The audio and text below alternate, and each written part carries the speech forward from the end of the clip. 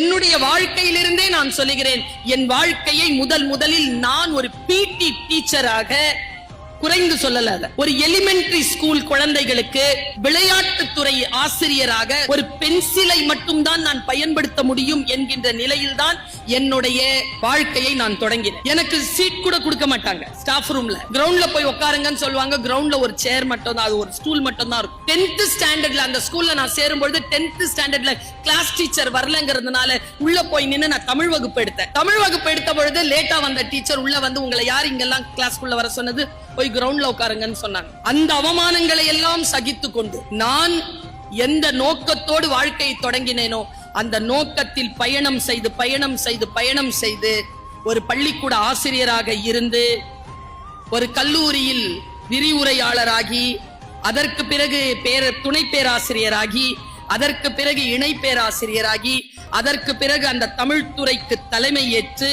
இப்பொழுது தமிழ்நாடு அரசின் தமிழ் வளர்ச்சி துறையின் கீழ் இயங்கக்கூடிய உலக தமிழ் சங்கம் மதுரைக்கு துணை தலைவராகவும் இயக்குனராகவும் பொறுப்பெடுத்து பென்சிலிலிருந்து தொடங்கிய என் வாழ்க்கையை கிரீன் பென்னில் கொண்டு வந்து நிறுத்தி இருக்கிறேன்.